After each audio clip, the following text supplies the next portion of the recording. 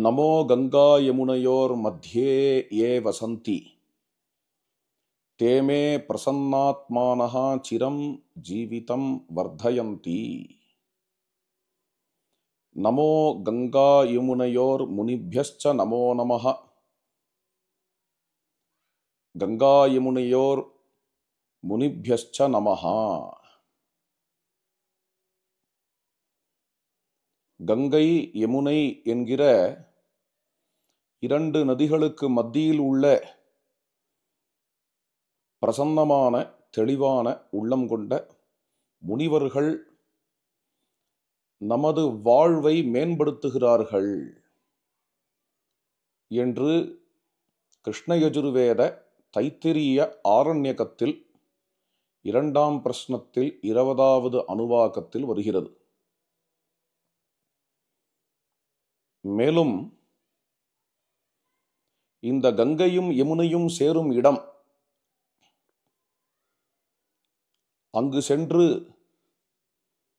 இந்துக்கள் சனாதனிகள் நீராடுவதை பற்றி திரிபிடகம் என்கிற பௌத்த நூல் மஜ்ஜிக நிகாயத்தில் முதல் கண்டத்தில் கூறுகிறது. திரிபிடகம் தோன்றி குறைந்தபட்சம் கிமு 500, குறைந்தபட்சம் 2500 வருடங்கள் ஆகின்றன. அதற்கும் முற்பட்டது கிருஷ்ண யஜுர்வேதிய தைத்திரிய ஆரண்யகம். இவைகளில் அதிலும் முக்கியமாக திரிபிடகத்தில் இந்துக்கள் பிரயாகையை, அதாவது கங்கையும் யமுனையும் சேரும் இடத்தை புனிதமாக கருதுவது கூறப்படுகிறது. ஆக இதை புனிதமாக கூறுதல் என்பது குறைந்தபட்சம் 3000 வருடத்திலிருந்து 2500 வருடம் பழமையானது. இது முக்கியமாக குறிப்பிடப்பட வேண்டிய விஷயம். கும்பமேளா கொண்டாடப்படுகிறது அதே கங்கை யமுனை சங்கமத்தில், பிரயாகத்தில். குறைந்தபட்சம் 1000 வருடங்களாகவாவது இந்த கும்பமேளா கொண்டாடப்படுகிறது. குறைந்தபட்சம் 1000 வருடம் என்பதில் எந்த மறுப்பும் இருக்க முடியாது. அதிகபட்சத்தை பற்றி அடியன் பேசவில்லை, நமக்கு அது தெரியவும் தெரியாது. குறைந்தபட்சமாகவாவது 3000 வருடத்திலிருந்து 2500 வருடங்களுக்குள் கங்கா யமுனா சங்கமம் என்பது மிகவும் புனிதமானது என்று கருதப்படும் ஒரு இடம். குறைந்தபட்சமாவது 1000 வருடங்களாவது கும்பமேளா என்கிறது அந்த கங்கா யமுனா சங்கமத்தில் நடக்கும் ஒரு விஷயம். இன்று நடந்து வருகிறது. அதே கும்பமேளா அதே கங்கா யமுனா சங்கமத்தில் இன்று நடந்து வருகிறது. 65 கோடி மக்கள் இந்த கும்பமேளாவிற்கு வந்திருக்கிறார்கள்.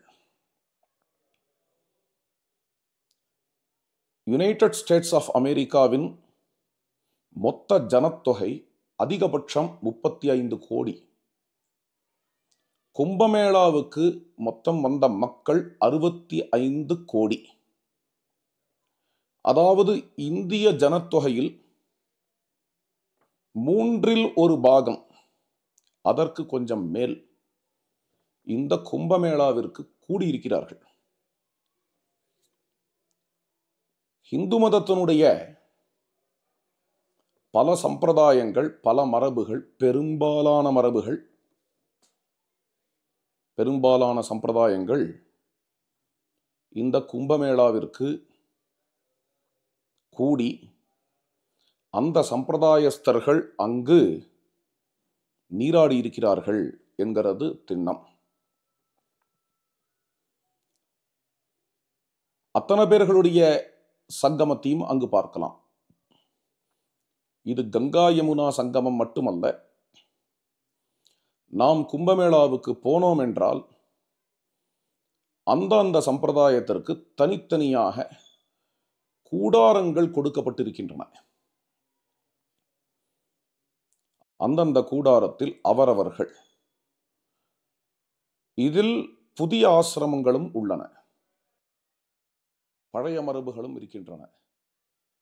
அந்தந்த கூடாரங்களில் அந்தந்த சீடர்கள், அந்தந்த சாதுக்கள், அந்தந்த மகான்கள் வந்து தங்கி, இந்து மதத்தின் ஏராளமான மகான்கள், சாதுக்கள், அவர்களின் சீடர்கள் எல்லோரும் வந்து கொடுக்கப்பட்ட இடத்தில் கூடாரம் அமைத்து தங்கி மிகவும் சிறப்பாக இந்த கும்பமேளா நிறைவேறுகிறது.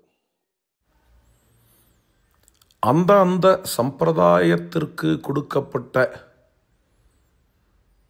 கூடாரங்களில் அந்த சம்பிரதாய சின்னங்கள், அந்தந்த சம்பிரதாய அம்சங்கள் இருக்கின்றன.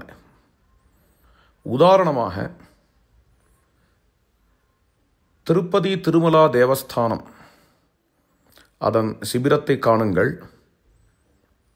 அதற்குள் சென்றால் நாம் இங்கேயே திருமலை அப்பனையே தரிசனம் செய்து கொள்ளலாம். திருமலையே இங்கு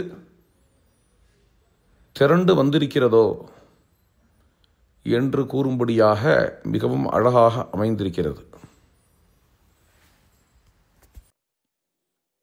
65 கோடி மக்கள் இந்த கும்பமேளாவில், இத்தனை சம்பிரதாயங்கள் இங்கு வருவதை, இத்தனை சம்பிரதாயங்களுக்கும் பொது கங்கை, கங்கா பூஜை, இத்தனை சம்பிரதாயங்களுக்கும் பொதுவானது யமுனை, சரஸ்வதி, இவ்வளவு சம்பிரதாயங்களும் கூடியுள்ளன. இந்த சம்பிரதாயங்களில் பற்பல வேற்றுமைகள் உள்ளன.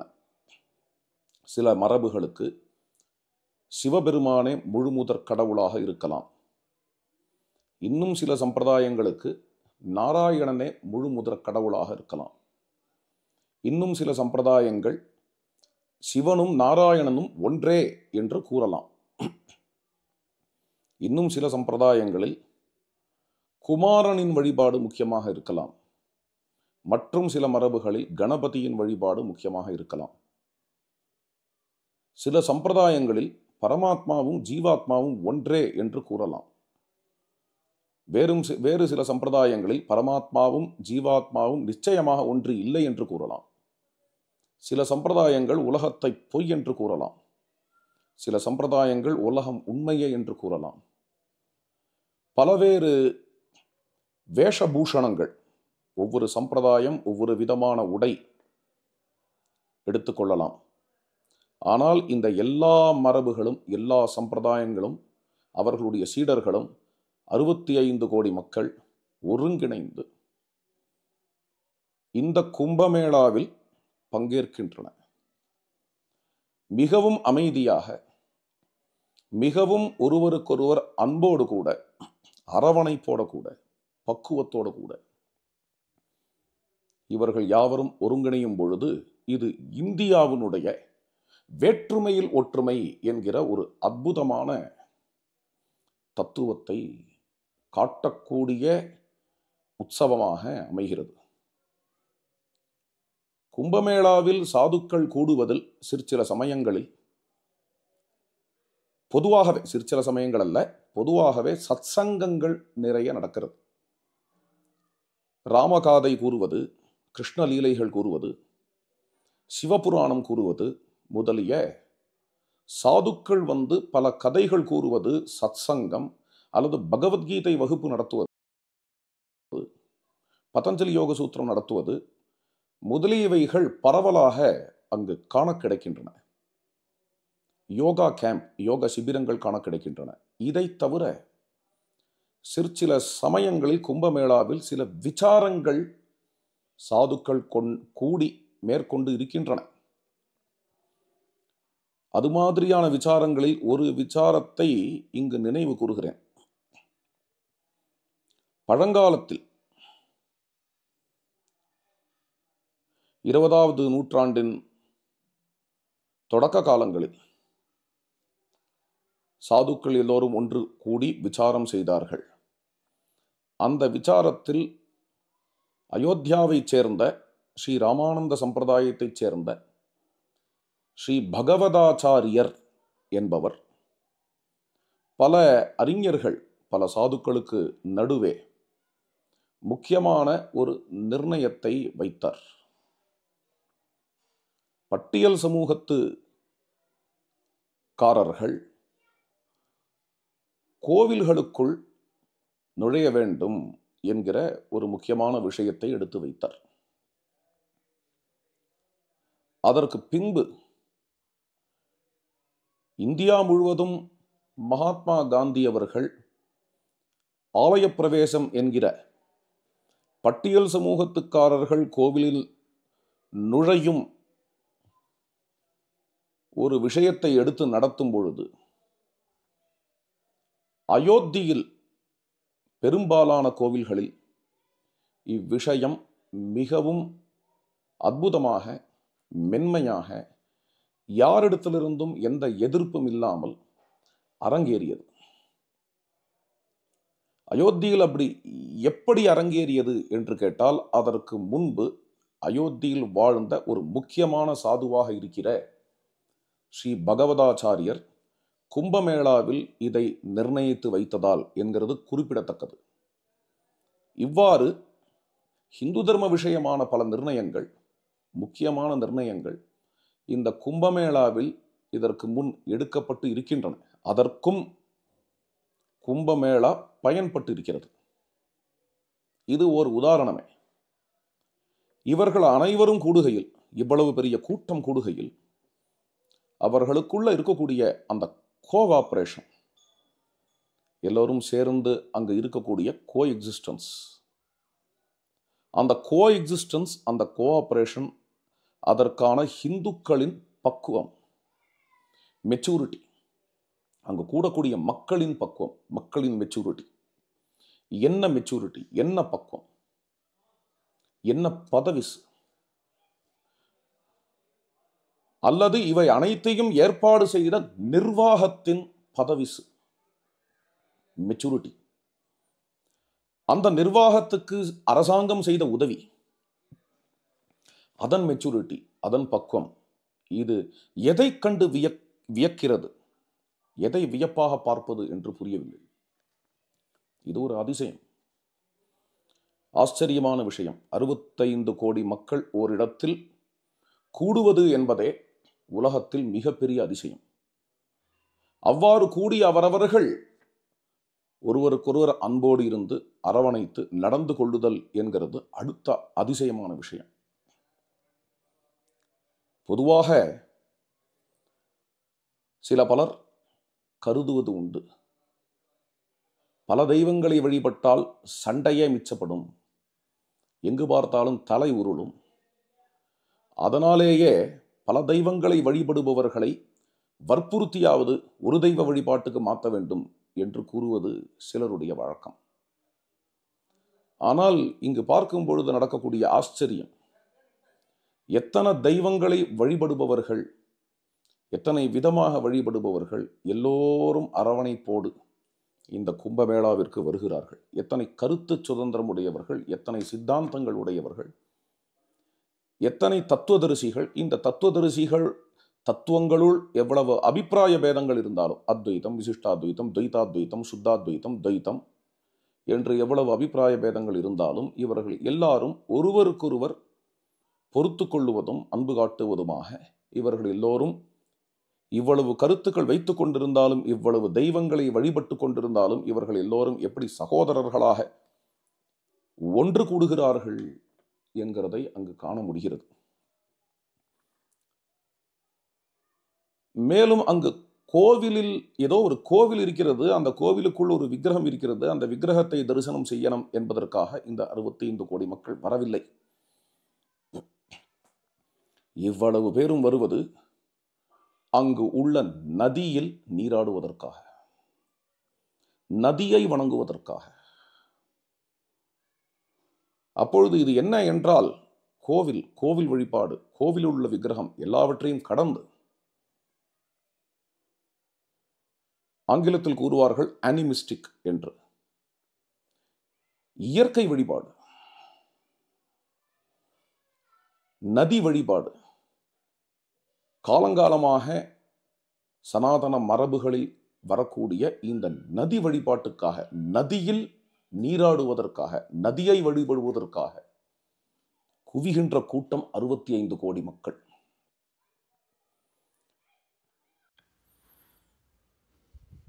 உலகம் முழுவதிலும் விக்கிரக வழிபாட்டை மட்டுமின்றி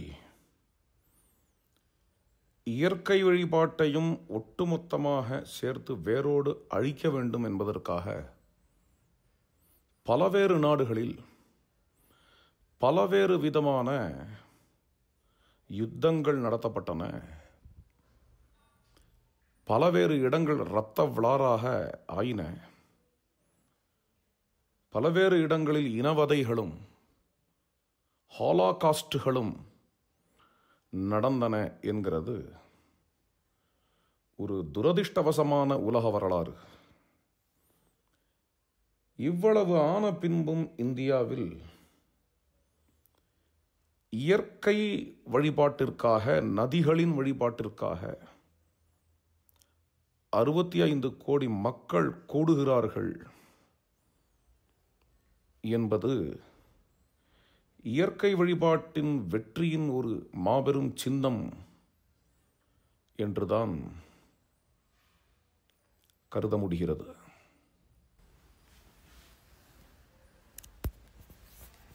கோவில் வழிபாடு, கோவில் உள்ள தெய்வங்களுடைய வழிபாட்டையே காட்டுமிராண்டித்தனம் என்று கருதுபவர்கள், அதாவது ஐடல் வர்ஷிப்பையே காட்டுமிராண்டித்தனம், சாவேஜியஸ், பார்பரஸ், பேகன் என்று கருதக்கூடியவர்கள் அனிமிஸ்டிக் வர்ஷிப் என்கிறதை எப்படி பார்ப்பார்கள், எப்படி கருதுவார்கள்? நான் சிந்தித்தேன்,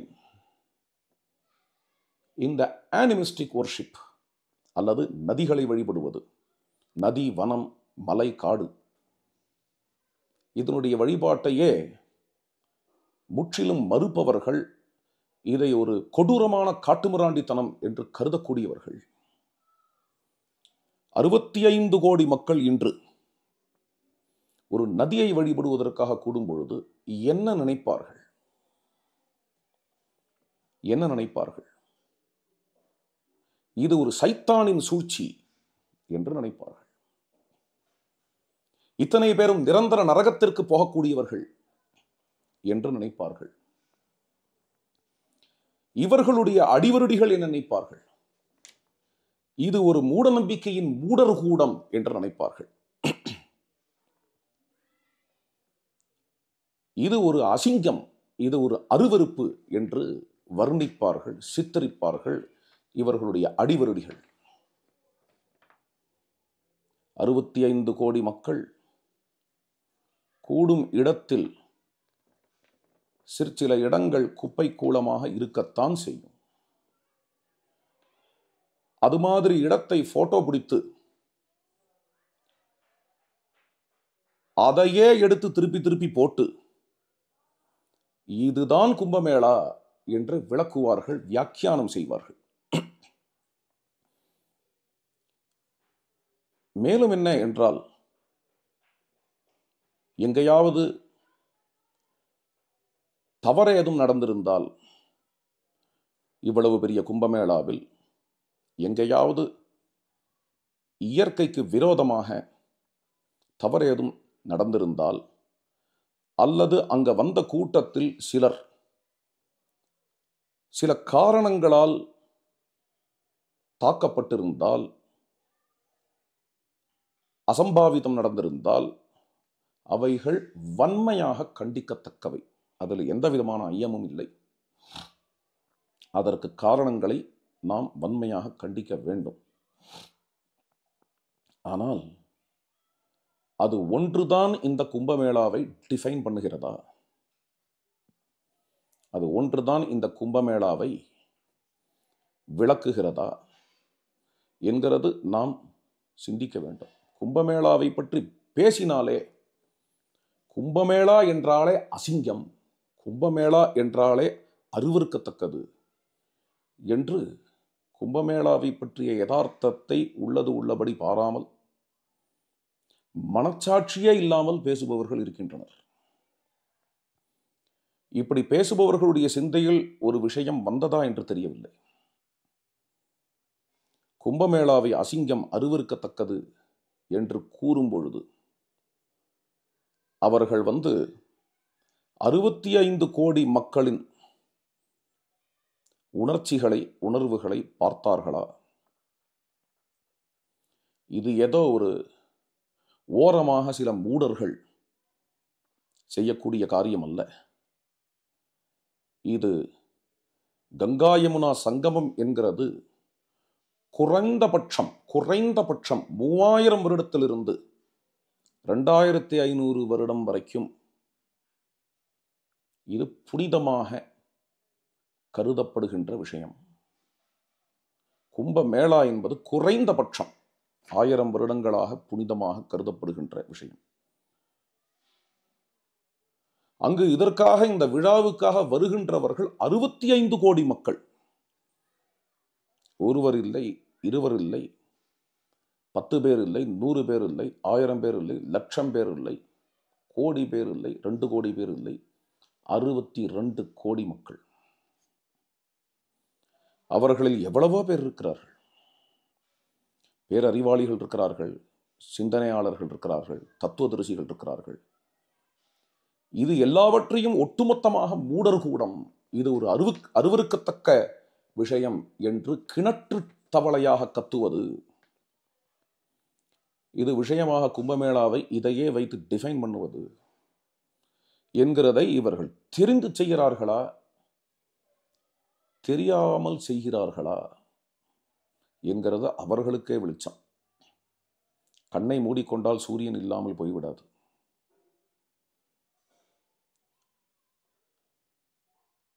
சில முக்கியமான விஷயங்கள். கும்பமேளாவுக்கு அடியேன் போவதாகவே பிளான் பண்ணவில்லை. அது நேர்ந்தது. அப்பொழுது 10 நாட்கள் அடியேன் அயோத்தியில் இருந்தேன். அங்கு சில உபன்யாசங்கள். அந்த சமயத்தில் ஒரு வைதிகர் அடியேனை பார்த்து, கும்பமேளா செல்லுகிறோம், வருகிறீரா என்று கேட்டார். உடனே போய் தரிசனம் செய்யலாம் என்கின்ற ஒரு எண்ணம் வந்தது. அதற்காக கும்பமேளாவிற்கு புறப்பட்டு போனேன். அங்கு போய் பார்க்கும் பொழுது கங்கா யமுனா சங்கமம். அங்குதான் நீராட வேண்டும். அது எவ்வளவு தூயதாக இருக்கிறது. 65 கோடி மக்கள் குளிக்கும் இடமாகவே தோன்றவில்லை.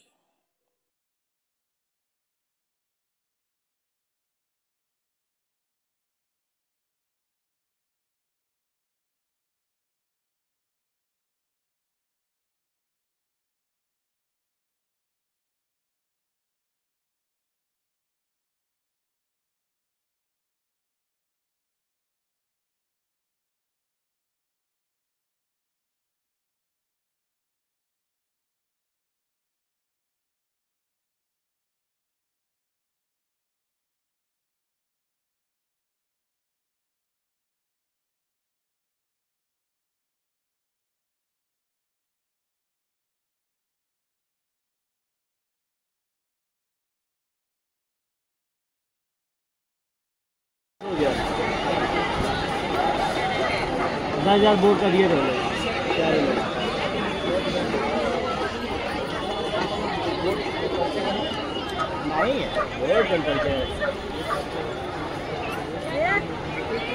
बाद में घूमना ज़्यादा सही है. அந்த கங்கா யமுனா சங்கம், அங்கு ஆனந்தமாக நீராடினோம். குளிப்பதற்கு மட்டுமல்ல, அந்த நீர் ஆச்சமனியம் செய்வதற்கும் குடிப்பதற்கும் அருமையான நீர். அந்த நீரை நாம் வீட்டிற்கு கொண்டு வருவதற்காக அங்கேயே அங்கு உள்ள கடைகளில் கேன் விற்கிறார்கள். அந்த கேனில் பவித்ர கங்கா ஜல் என்று எழுதியுள்ளது. வருகின்றவர்கள் எல்லோருமே அந்த கேனை எடுத்துக்கொண்டு வந்து இந்த கங்கா ஜலத்தை அள்ளி கொண்டு போகிறார்கள். அப்படி அள்ளிக்கொண்டு போய் அவர்கள் இந்த கங்கா ஜலம், இந்த கங்கா யமுனா சங்கம ஜலம், இந்த சங்கம ஜலத்தை வைத்துக்கொண்டு தன்னுடைய வீட்டில் தினந்தோறும் பருகுகிறார்கள். எல்லோருக்கும் கொடுக்கிறார்கள். வந்த இடத்தில் எல்லோருக்கும் கொடுக்கிறார்கள். மற்றவர்களும் கும்பமேளாவில் நீராடிய ஒரு பேரானந்தத்தை அடைகிறார்கள். பகீரதன் கூறுகிறார், போஜராஜன் கூறுகிறார். போஜராஜன் ஒரு ராமாயணம் எழுதினார். அதில் கூறுகிறார், பகீரதன் ஒருவர் தவம் செய்ததால் கங்கை வந்தது.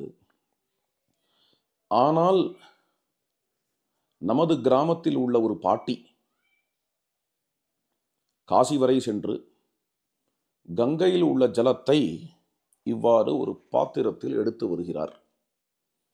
எடுத்து வந்துவிட்டு, பகீரதன் கங்கையை கொண்டு வந்தார், நானும் கங்கையை கொண்டு வந்திருக்கிறேன் என்று கூறி தன்னுடைய பேரன் பேத்தி எல்லோருக்கும் கொடுக்கிறாள். எல்லோருமே கங்கையையே அடைந்தது போல், கங்கையில் குளித்தது போல் பேரானந்தத்தை அடைகிறார்கள் இந்த கங்கா நீரை கொண்டு, கங்கா ஜலத்தை கொண்டு. அதை போலவே பகீரதனைப் போல் வால்மீகி ராமாயணத்தை கொண்டு வந்தார். இந்த பாட்டி எப்படி கங்காஜலம் கொண்டு வந்தாளோ அது மாதிரி நானுமே ஒரு ராமகதை எழுதுகிறேன் என்று போஜராஜன் கூறும் அழகை நாம் பார்க்கிறோம். பிரயாகையோ காசியோ நாம் சென்றால் அங்கு உள்ள கங்கையை கொண்டு வருவோம். கங்கை பவித்திரமானது. இது நமது நம்பிக்கை. இதற்குள்ள கங்கை கிருமி நாசினி அது மாதிரியான விஷயங்களுக்கெல்லாம் நான் போல. அதுக்கு என்னவோ சயின்டிஃபிக் எக்ஸ்பெரிமெண்ட் இருக்குலாம் சொல்லுகிறார்கள். அதை நான் படிச்சும் பார்க்கல. அதெல்லாம் நான் படிச்சும் பார்க்கல. அதுக்குள்ள போகவும் இல்லை. நம்பிக்கை, நம்பிக்கை மட்டுமல்ல, நீங்கள் அங்கு போனால் அது எவ்வளவு தூய்மையாக ஓடுகிறது, 65 கோடி மக்கள் குளிக்கிற இடத்திலும் அது எவ்வளவு தூய்மையாக இருக்கிறது என்கிறதை பார்க்கலாம். வருகின்றவர்கள் எல்லோரும் அங்கு நீராடி இந்த கங்காஜலத்தை அள்ளிப்பருகி தன்னுடைய வீடுகளுக்கும் கொண்டு போகக்கூடிய அந்த உண்மையை பார்க்கலாம். முன்னாடியே சொல்லிவிட்டேன், கண்ணை மூடினால் சூரியன் இல்லை என்று ஆகிவிடாது. சூரியன் இல்லைன்னு எவ்வளவு தீசிஸ் எழுதினாலும் சூரியன் மறைந்து விடாது. இதுதான் உண்மை. கங்கா ஜலத்தை பற்றி கூறினோம், பிரயாகையின் ஜலத்தை பற்றி கூறினோம். மேலும் சில விஷயங்கள் கூற விரும்புகிறேன். இதை தவிர சில ஏற்பாடுகள், இதெல்லாம் அற்புதமான ஏற்பாடுகள். அங்கு குளித்த பிறகு இடை மாற்றுவதற்கான அறைகள் ஏற்பாடு பண்ணப்பட்டிருக்கின்றன. கோடிக்கணக்கான மக்கள். அதே போலவே ஆங்காங்கே வரக்கூடிய மக்களுக்கு கழிவறைகள் அங்கங்கு கொடுக்கப்பட்டிருக்கின்றன. இதோடு மட்டுமல்லாமல் ஆங்காங்கே ஸ்வச்ச கும்பமேளாவை நாம் தூய்மையாக நிறைவேற்றுவோமாக என்கின்ற போர்டு காண முடிகிறது. அருமையான பாதை, போகின்ற பாதையும் அழகான ரோடாக அமைகின்றது.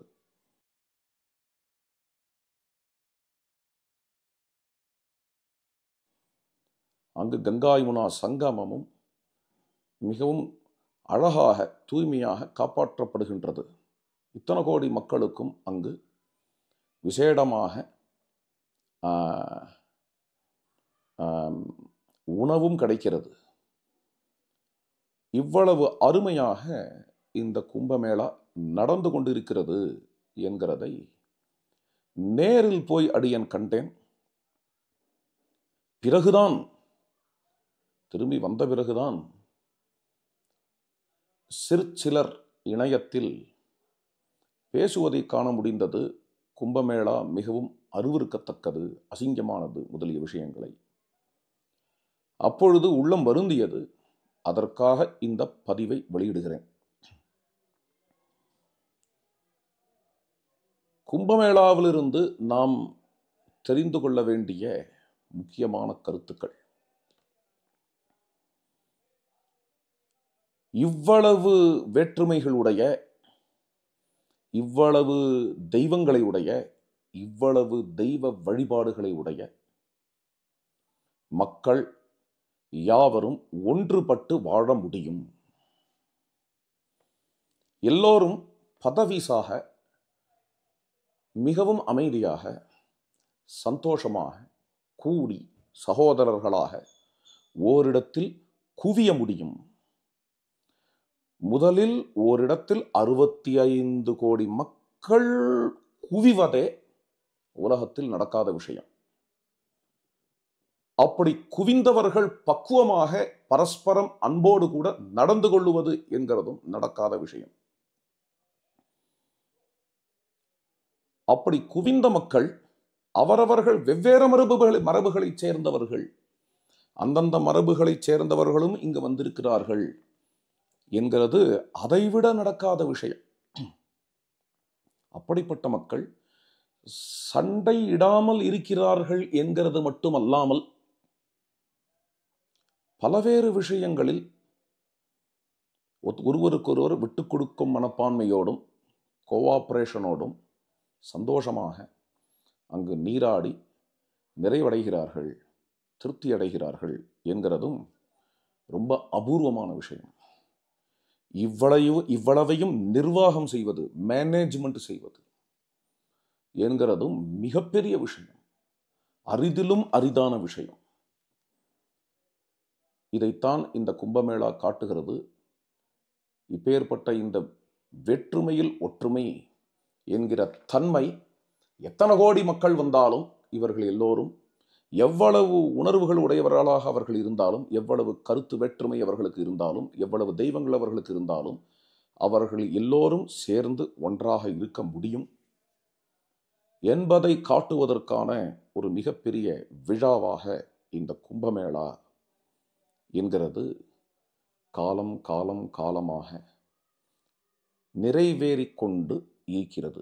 மென்மே கம் அண்ட் மென்மே கோ என்று சொல்லும்படியாக இந்த கும்பமேளா என்கிறது சில பேரால் அருவருக்கப்படலாம், ஏசப்படலாம். இது எதனாலும் இந்த கும்பமேளா நிற்காது. நடந்து கொண்டு வந்தது, தொடர்ந்து நடக்கப் போகிறது. எப்படி ஒரு நதியானது தொடர்ச்சியாக பிரவகிக்கிறதோ அது மாதிரி இந்த கும்பமேளாவாகிய தாரை தொடர்ச்சியாக இங்கு பிரவகித்து வருகிறது. ஜெய் ஹிந்த்.